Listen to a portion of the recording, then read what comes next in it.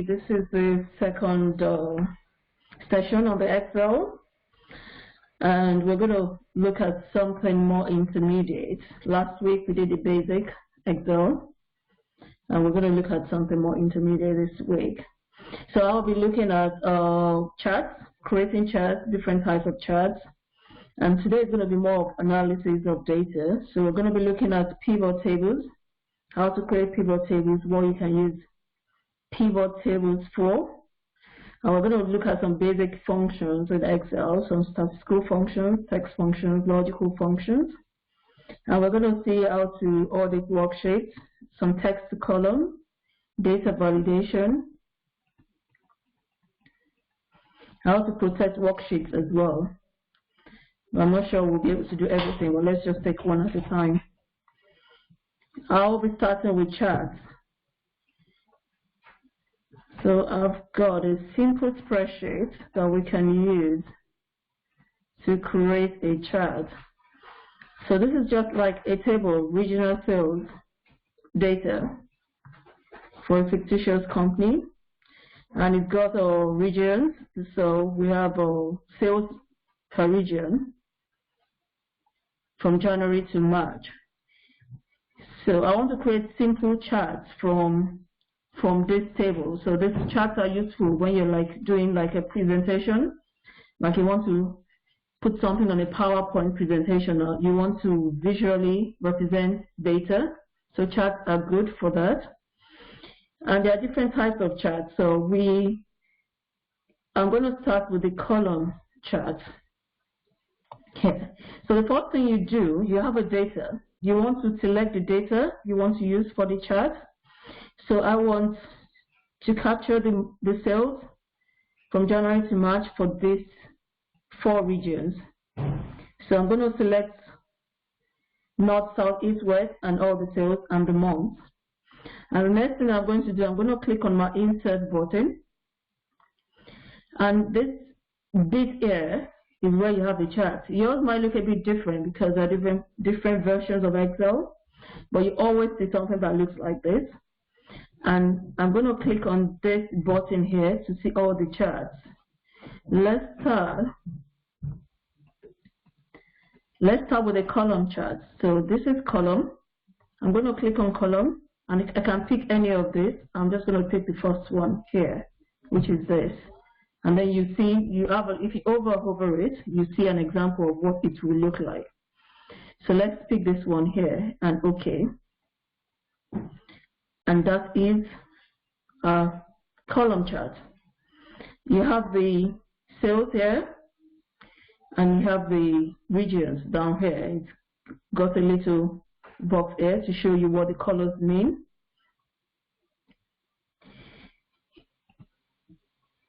This shows you the values. So there are these functions here that you can use to customize this chart. So for instance, if you click on the plus sign, it shows us what is showing on the chart. So we can put title. If you over anything here, it shows you what the chart will look like. So if I click on this, there's something different that it has put. It's put this axis title, which I can actually rename. So I can make this areas, and this axis title A, I can rename this. All you have to do is just type in. I can make that sales. So you have data label, you have data table. So when you hover on it, you see what it's going to do. If you hover on the data table, it's going to actually insert the table in the chart. So if you see that, I'm just going to unclick it. And then there's something, grid lines. If you don't want that grid lines to show, you unselect it. You can select it to show the grid lines. And then the legend is what you have here. So if you unselect it, the legend will disappear.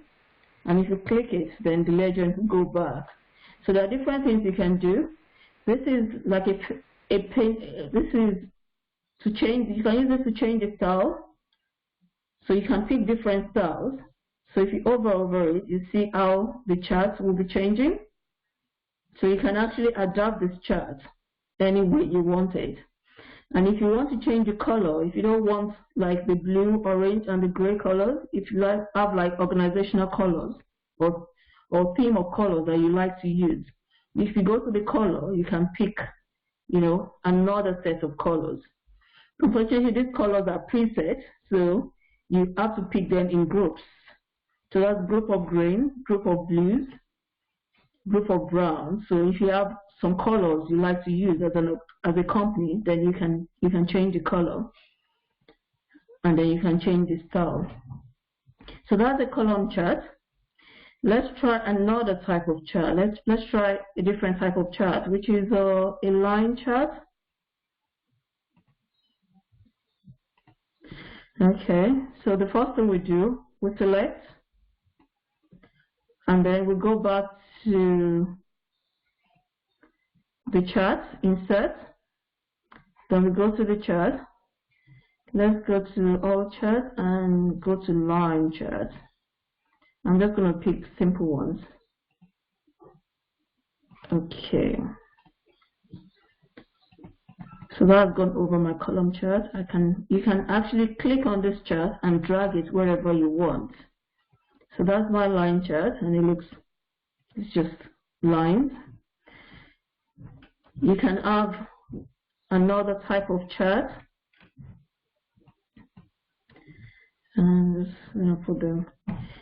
So I have my data selected already. So let's do another chart. So I would insert, and this time around I want a pie chart. So all you need to do is go to all charts, click on the one you want, and OK, and then you drag it wherever you want. So I'm going to drag that here, and that's my pie chart.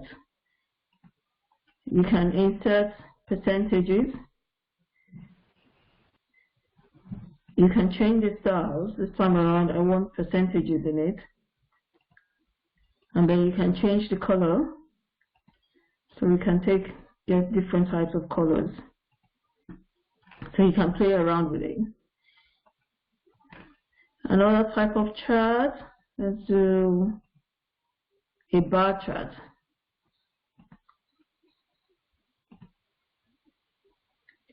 Bar.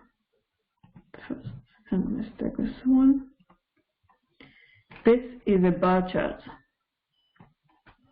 and all we are doing is just selecting the data and clicking on the chart we want. It's that simple. You just select the data and click on it, and click on and select the chart. Really, it is really simple. There are other types of charts as well, but like a combination. So we have the bar of pi or pi of pi, and it really looks fancy when you use that in like presentations. So if you look at this data here, it is a bit more than the ones we're using. So I will select this data, and then I go to insert, and I go to all charts. If I go to pie chart, all I need to do is select pi of a pie, click pi of a pie, and OK. And what it does is it combines two pie charts in one. So you have I'm just going to put some labels on there. So you have the bigger ones here. You have everything, all the data here. Then you will just select this a bit here and further split it out into smaller ones. So it's good to, like, if you want to highlight some particular areas of a pie chart, then you can use that. We can also do pie. So this one is pi of a pie. We can use bar of a pie, which is a combination of bar chart and a pie chart. So pi of a pie is a combination of two pie charts. And bar of a pie, I'll select this again, go back to my insert button, go to pie, this is bar of a pie, and OK. and then you have bar of a pie. You can actually, all the data here, you can actually move it around. So if you select it, you can actually hold it and drag it to wherever you want, depending on what you're doing. You can also select it,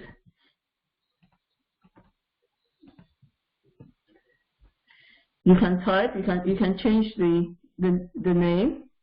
So you can do different things with this, and you can move all this around. You can change the colors, and you can increase it by dragging the corners, and you can reduce it by dragging the corners in. So you can literally do so many things with it. You can play around with it. So that's just the brief for inserting charts. And when you're doing presentations, you want to like insert it on maybe on a Word document or a presentation. All you need to do is click on it. You can either copy, so you can do a copy, or you can do Ctrl+C, and then you can paste it somewhere else.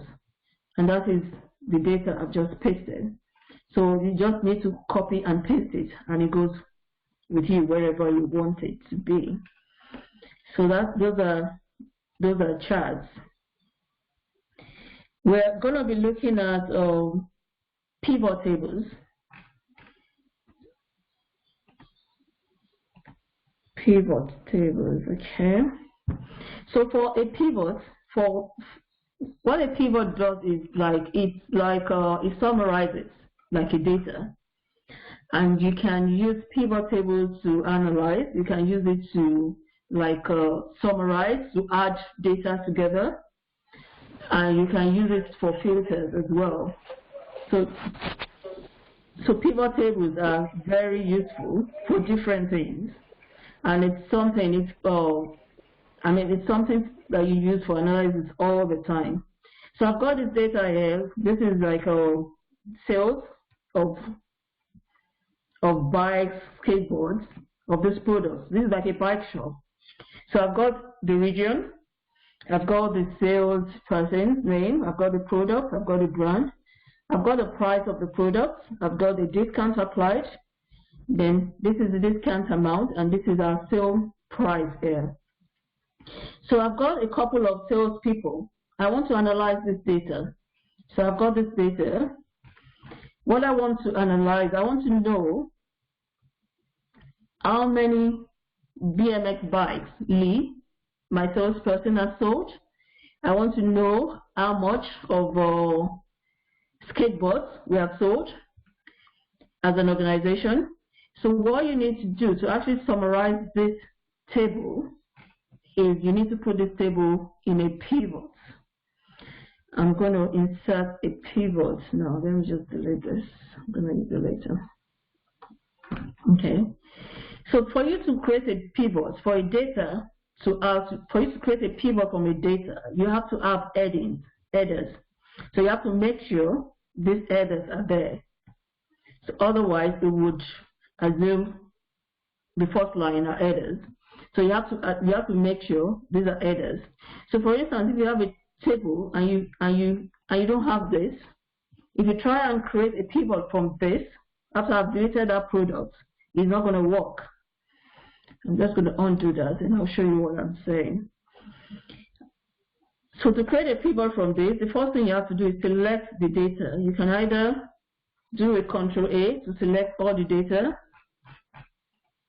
or you can just click on the first cell and just select with your mouse button down, select everything you want in the data. You want in the pivot. Then I would go to the insert button, and then you click on pivot table. It comes up with a dialog box, and it will ask you, so this is our data here on the select table range, and it's going to ask you where you want the pivot. It will give you an option. It will default to new worksheet. I want to create this pivot on this particular worksheet, on this existing. So I would put it on the existing worksheet. I'm just going to move this dialog box. And it wants me to put a location. Once you put an existing worksheet, it would ask you where you want it. So all I need to do is select anywhere on my worksheet. That's where I want to put the pivot. And then OK. And then I have So this is my pivot. This is like a blank canvas for my pivot. And I have a pivot table fields on the right side. So what I want to do is, I already have the raw data. I want to sort this according to, I want sales according to like salesperson. So I have these are all my column headings. So I have region, I have salesperson, I have product, brand, regular price. So I want to see sales per salesperson first. So you can just select the salesperson. It would default to rows. You can actually move this. You can either select it, you can actually click on it and drag it to where you want it to be. So I want salesperson on my row, and what I want is, I want to see how much they have brought in, their sales. So I can actually move that sale price. I'll move it to where we have the values. So what it's going to do is, it's going to add up all the sales. So I have 4 salespeople here: Bundy, Hazelwood, Lee, and Nordstrom. And this is what they have sold. This is just summarizing this data, and you can do this in different ways. So I have Bundy 1468.95. But I want to know, what is the makeup of that 1468? Is it skateboard? Is it bicycle? So I can add more to this. I can drag my products. If I put my products on the salesperson, then you can see how that has changed. So I have Bundy. So it's broken Bundy down into bike, skateboard, and snowboard. And I have all these people, all the other salespeople, according to what they have sold. And I have a summary. So I know that Bundy has sold 780 pounds worth of bikes. I'm just gonna format these figures to make it look a bit nicer. If you remember, we did it last week. And all I need to do is, I want to put a decimal, I want to put a comma in it to make it look nicer. So you can just select it and use any of these shortcuts. If you want to change, you want to put currency on it, you can use any of these buttons here, and you put the currency on it. So what else can we do? Now I know that Bundy, I know what the amount Bundy has sold per product. But I want to further drill this down. I want to know what brand of bike, or what brand of skateboard, or what brand of snowboard Bundy has sold. So let's say, so we have brand here. I can just drag brand and drop it after product. And then I know that for bike, Bundy has sold BMX 179, Mongoose 455, Shrine 144. And this is analysis by salespeople. If, on the other hand, I don't care about the salespeople, I just want to know the amount of bikes we have sold, or the amount of skateboard. All I need to do is unselect the salesperson here, and then I have it by the product, further broken down by the brand. If I don't need the brand, I can just unselect the brand, and then I have it by bike, skateboard, and snowboard. So I'll put those ones. I'll put the salesperson back. I'll put the brand back. And if you notice, this is starting with the products, and then it's breaking it down by the salespeople. I wanted to start with the salesperson, so I can actually change the position here. So I can drag it, so I can drag the salesperson on top of the products, and then it changes. If you want this to look different, then you can, if you right click on this, there are some functions that you can use for the pivot table. If we start with the field settings, for instance. So field settings, what it does is it would automatically give you a subtotal on the pivot table. If I don't want a subtotal, you can click none, and then the subtotal will disappear. And then you have the layout. You want to, if you want to repeat item, I think I should show you this, okay? first thing I'll do is I'll use pivot table options. So these are options that I can use to format this pivot table. So you can, if you want to print, it's saying repeat row labels on each printed page. If it's like a big pivot, it will just repeat the labels on every page you print. If I look at layout and format, you can change the layout here. You can merge and center. So you can just use it to just change the face of your pivot. The display, this is one I use quite often. It defaults to display field captions. I use a lot of this classic pivot table layout because it like spreads it out. I'm going to select that and show you what it does. So can you see that this table has actually changed and it's put everything in columns. So I have Bondi, I have bike total, I have BMX, I have the brand. So if, for instance, I don't want total for the bike, I don't want it to total this. If you right click on this product, that's where you use the field setting. So you can go to field setting. Automatically, it would put a product. So I don't want the sum of it. So I'll click none and OK, and I don't have a total per bike anymore. So it's taking off the total. It's just giving me the total per told person.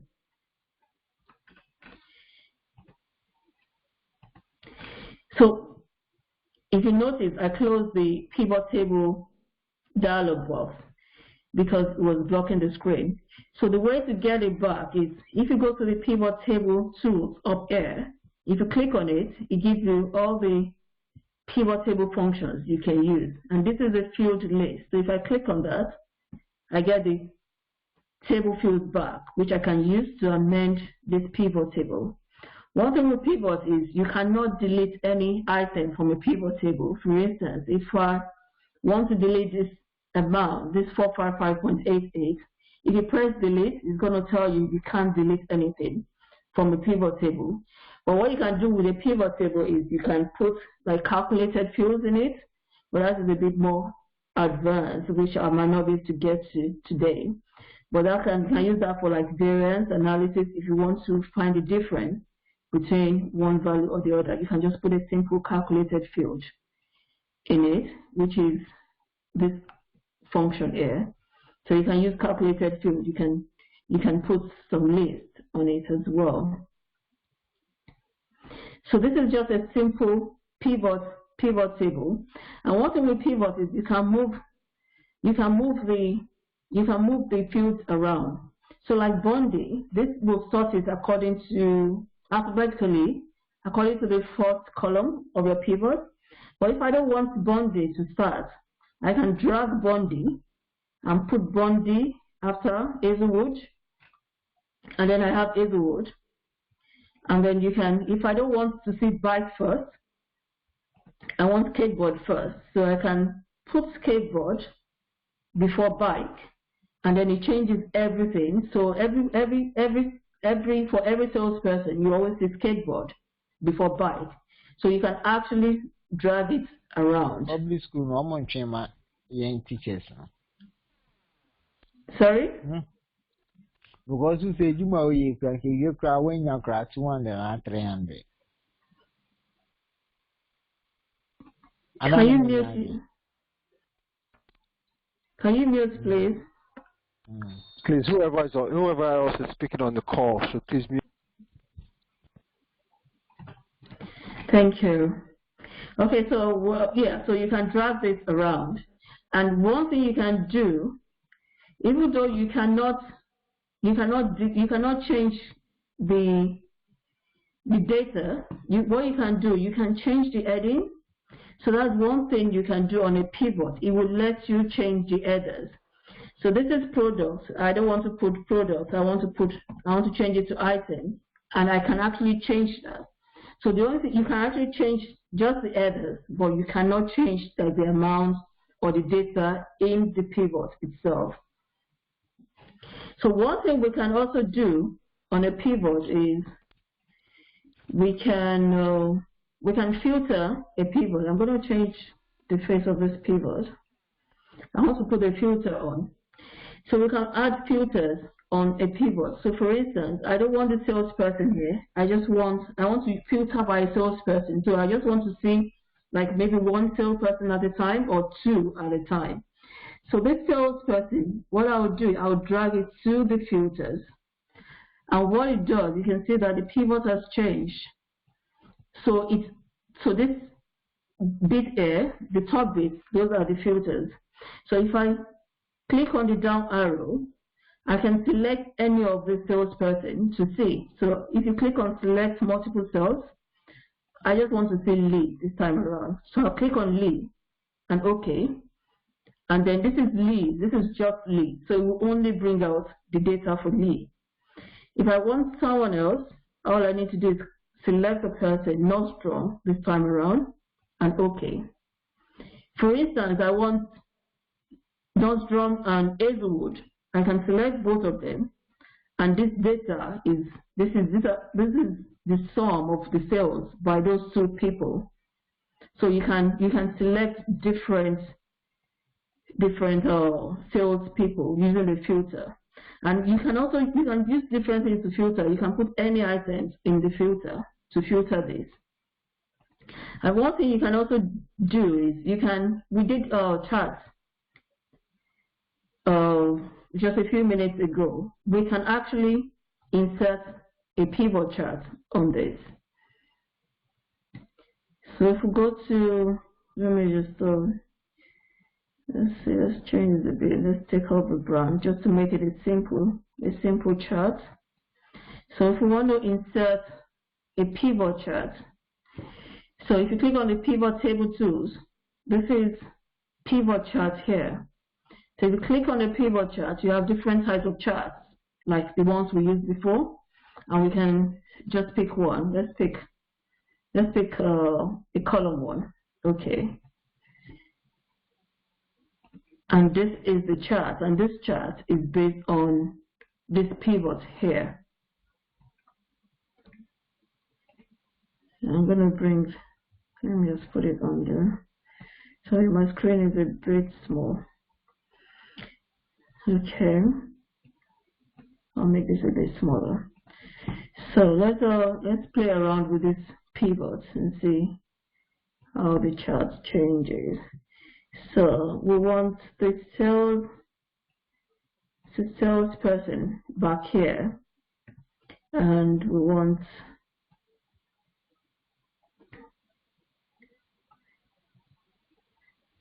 and then we just want the item, and that's there. So here we just have the item and we don't have the tick. So you just see at a glance, what this chart is doing is just mirroring what the pivot is doing. So you can use different charts like we used before. So you can use a pie chart. It's just mirroring what you have on your pivot. I'll just delete the chart so we have space.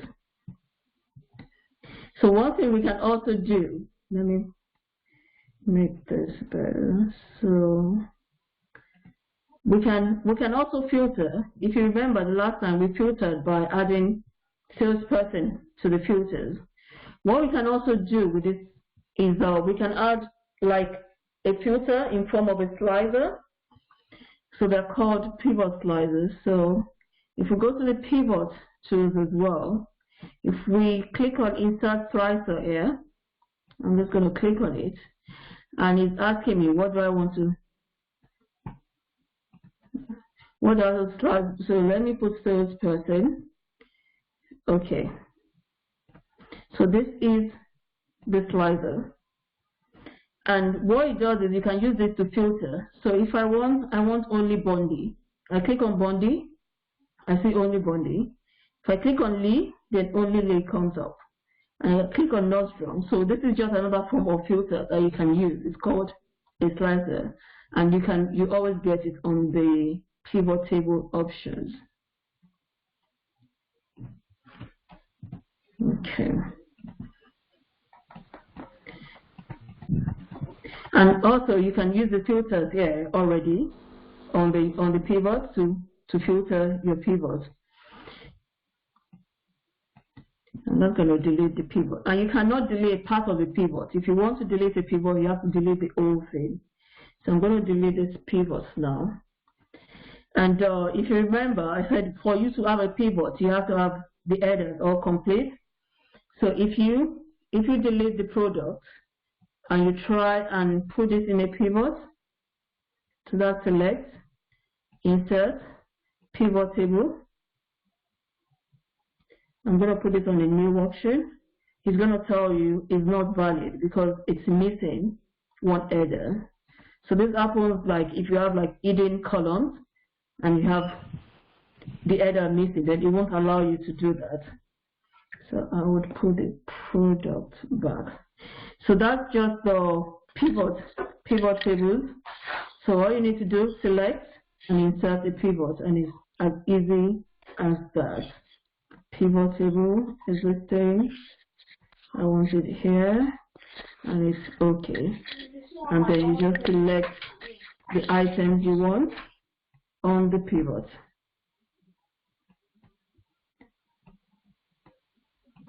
Okay. So that's a simple pivot. It's as easy as like 2 or 3 clicks.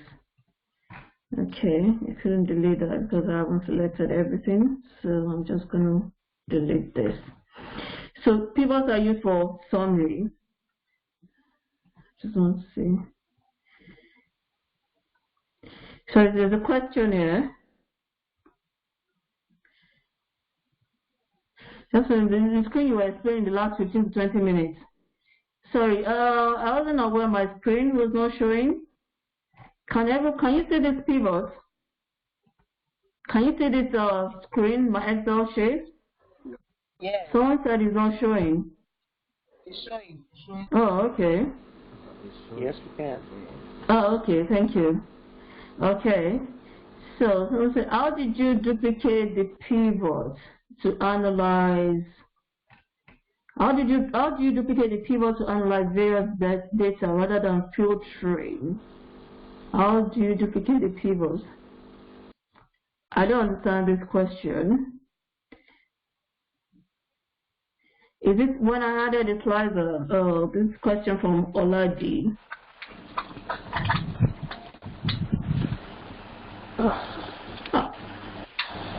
Sorry, I don't really understand the question. All right, hello, sorry. What I'm trying to ask is, why can't you duplicate pivot to analyze data rather than filtering? You know, when just explaining, you know, and bringing out the graph, is that a way you can duplicate a pivot without going to format it, or yeah? Just as in, if you want to duplicate a pivot, you can just copy and paste it. So if you want to duplicate it, you want another one, you can just copy and paste. oh, okay, all right then. So so as long as you select the old pivot and copy and paste, then just insert another this thing. Let's do it quickly. Okay, so I've got salesperson, I've got, let's just do that. So this is my pivot here. So you want to duplicate this pivot. All you need to do is select all, Ctrl C, place it wherever you want, and Ctrl V, and you have another pivot. And this pivot is attached to this data. So as long as you select everything, every part of the pivot, then you can copy and paste anywhere. And then it will still be linked to this pivot, so this data here. So if you select it, even if you place it on another workbook, it will still be linked to this data. Does that answer the question? That's fine, thank you. Okay. I'm just going to delete that. Okay, so that's a pivot in summary, really. So there's different things you can do with a pivot. I'll delete this pivot and move on. Let's see, what do we have? Okay, so pivot. Let's look at functions, a bit of functions and auditing spreadsheets. Let's look at auditing first. Okay. Auditing spreadsheet means, as in you want to see, sometimes you have a spreadsheet and something's gone wrong and you don't really know where the formula is gone wrong. So there's some formulas on this spreadsheet. So what you can do is you can click on formulas here, and there's a button here that says show formula, and if you click on this show formula here, it would actually show you where formulas are on this spreadsheet. So if you look at G and H, you can see that there are formulas there. So it's changing, so you can actually see where formulas are, and if you click on that again, it takes you back to the figures. And also, if there's a cell, for instance, I want to delete a cell, because this one is easy because you can see that this terms 1.96 is E4 to G4, is E4 minus G4. But sometimes you can't see what like if you E4, that's E4 to G4. Okay, if I click on 8, then E4. Okay, let me use E4. E4, for instance, if I click on E4, it's just a figure there. But unknown to me, cell H4 is using that figure in E4. So if I delete that figure in E4, then something will go wrong. So sometimes you might want to delete a figure and you don't know if something is dependent on that figure, if there's a formula dependent on that figure. And what you do is you can actually trace it. So you can trace dependence. So if you look at dependent, if you click on trace dependence, you can see an arrow showing. So it's showing me that that cell in H4 is using the figure in E4. And then you can also, if you click on it, if you want to remove that arrow, all you need to do is remove arrows. You can do trace precedence, and there's nothing before that, so it's saying nothing. This trace command here that you have to contain the formula. So let's look at this one. If we do trace precedence here, it will show you where that is connected to. Sometimes when you have a lot of formulas on the spreadsheet, and if you click on trace precedence or trace dependence, you see so many arrows on your spreadsheet. So it's just to check before you delete a figure to see if anything is depending on that cell to work. I'm just going to remove the arrows. And show formulas, you can see if you click show formulas, it shows you all the formulas on the spreadsheet. Sometimes when you have a very heavy spreadsheet, it makes it very well, but of course you can always click show formulas again to go back to the figures. And then sometimes you have a spreadsheet and you have a circular reference. It's called a circular reference. For instance, let me see if I can create a circular reference. Equal to this minus this. So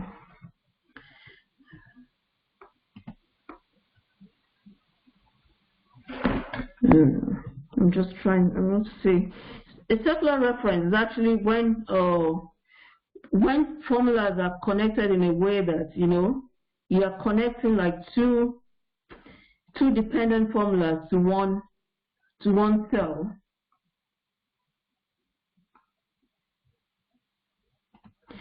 Just to answer these questions quickly, it says, can you generate bar graph from pivot charts? Yes, you can. You can generate a bar graph from a pivot table. All you need to do is click on the pivot, select your bar chart, and then you can generate that.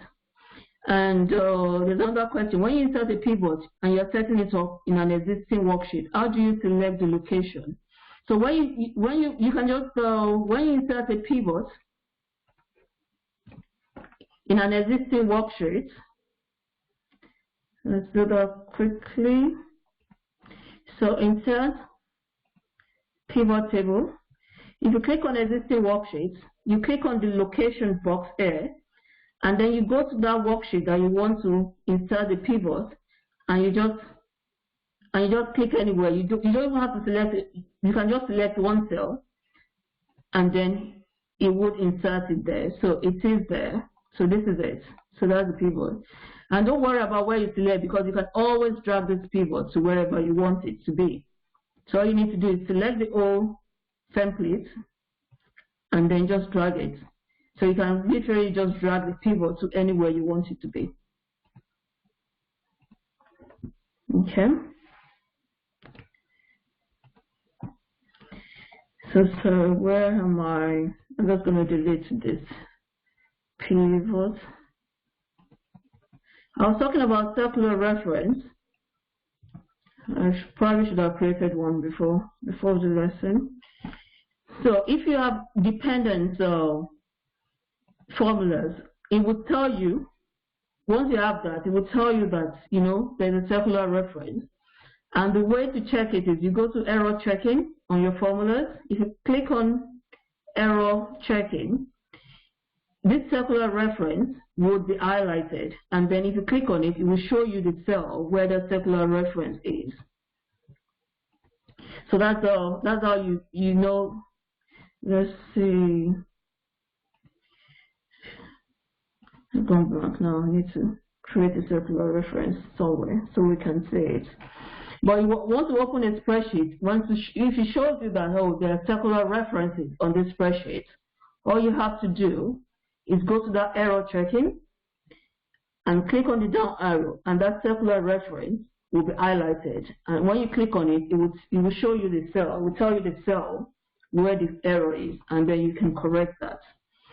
And also sometimes, I think some spreadsheets, they are set to manual calculation. So if you, for instance, if you change a formula, it will not calculate automatically. So if I want to like put a formula here to calculate probably 10% of this, let's see, 10% of that will be equal to this. I want to just calculate 10% of that.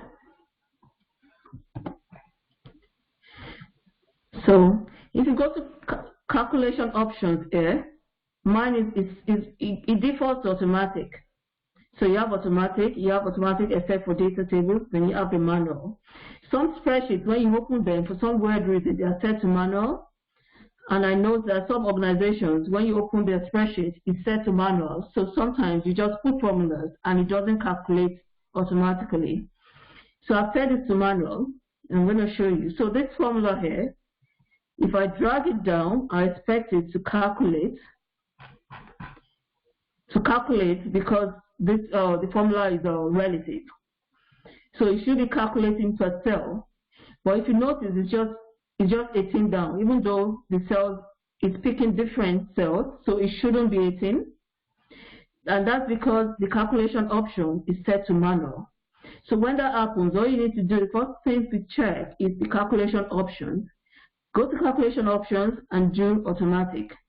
And you can see how the figures in column I, the way they've changed. So always make sure you have a default of automatic, it works.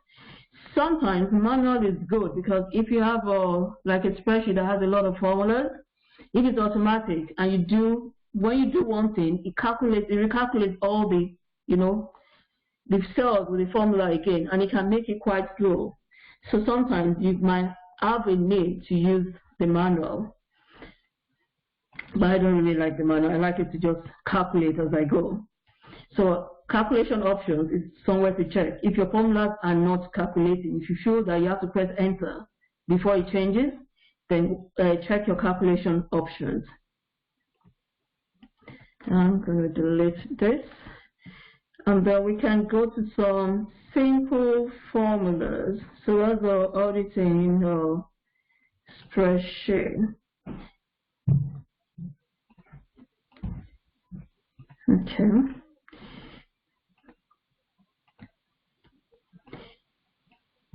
So, when we use the pivot table, we use the pivot table to like summarize the data.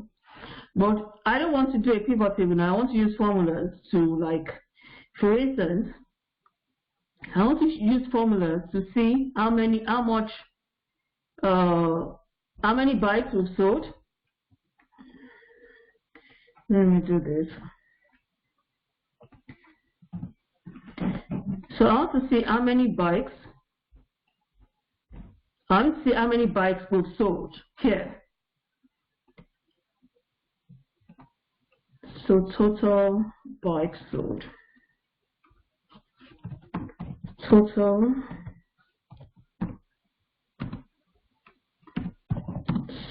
sold.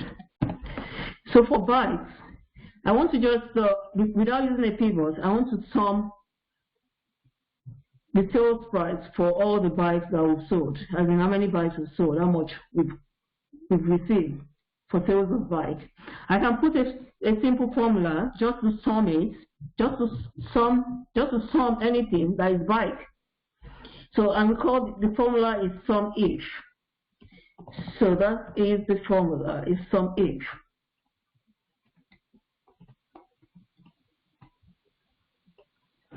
So what you need to do for every formula, the formula bar would give you different types of formulas, and there are so many formulas there. I don't even think I use a third of them. And so you have math and trig, which is a whole load of formulas. You know, you have lookup and references based on time, text, logical, which is one of the things we're going to use. So there are so many formulas to use to analyze data.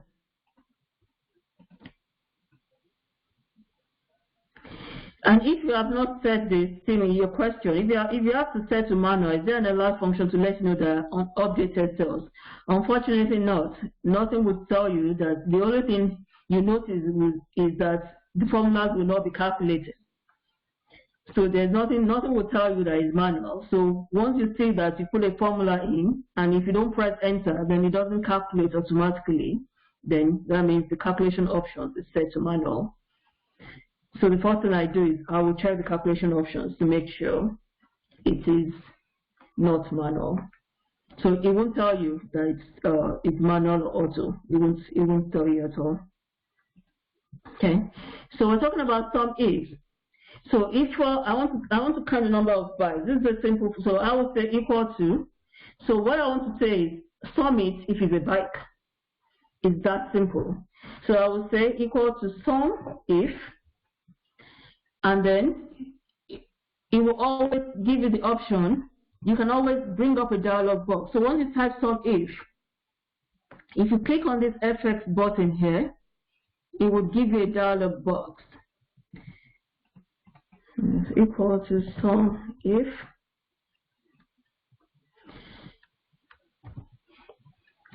So once you type sum if, it will guide you on what you need to type in. So you can see the formula here. So it's saying the first one is the range. So what range are we looking at?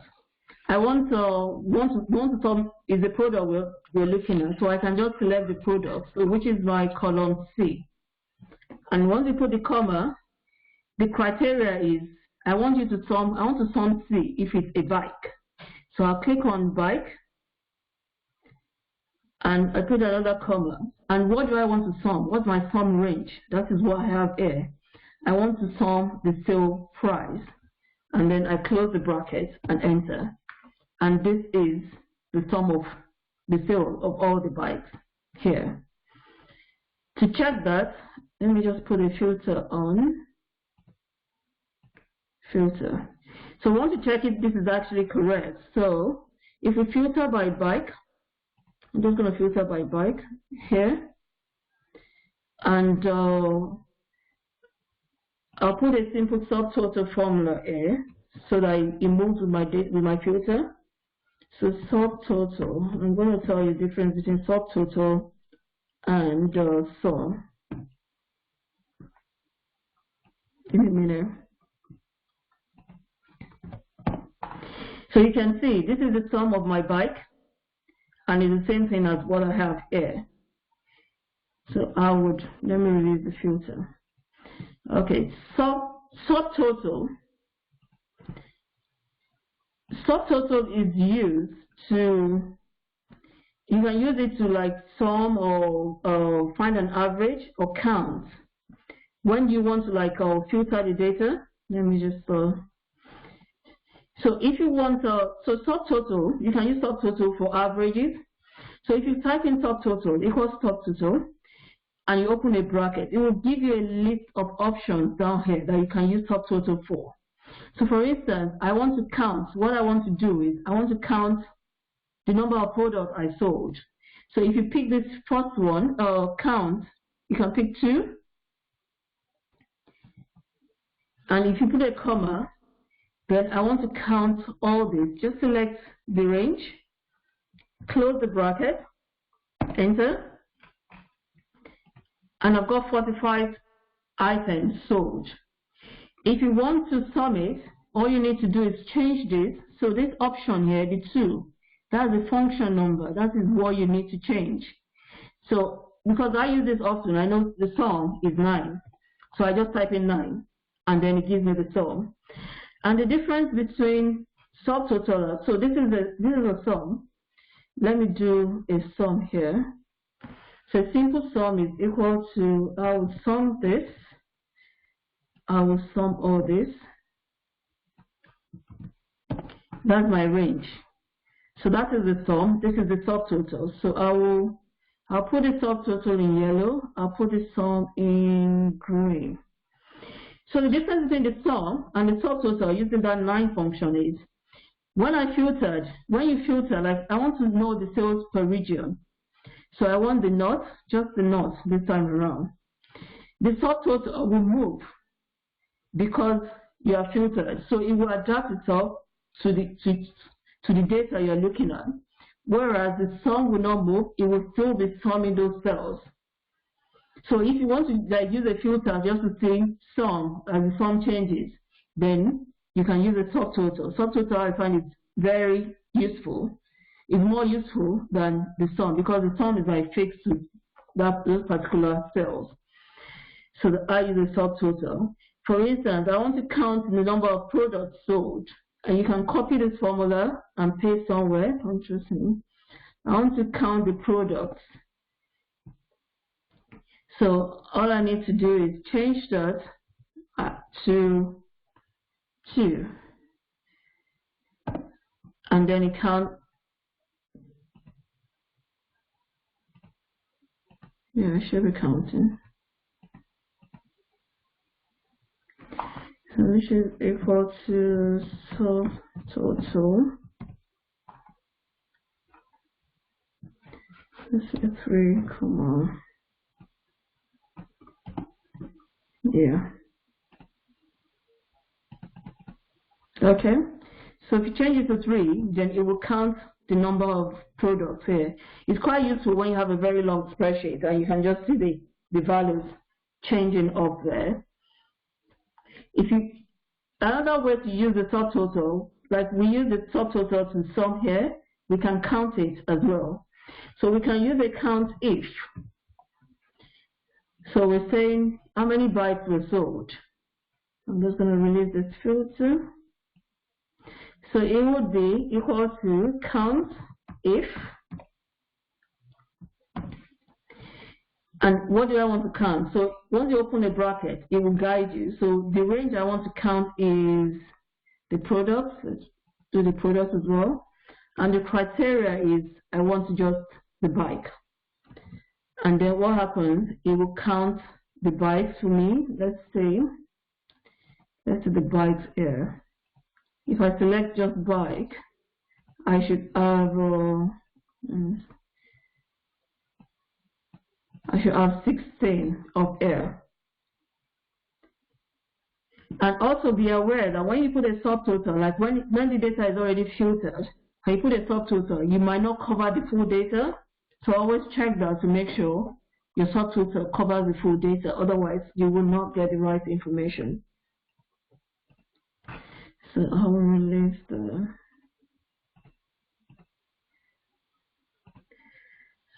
definitely sure we can't get through a lot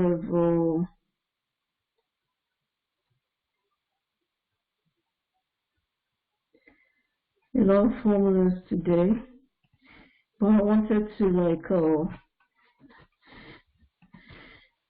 you have any, if you have any questions on this, let me know. So there are so many formulas you can use in Excel, and one thing with Excel is the more you use it, the more you get familiar with it. And for formulas that you don't use regularly, you tend to forget.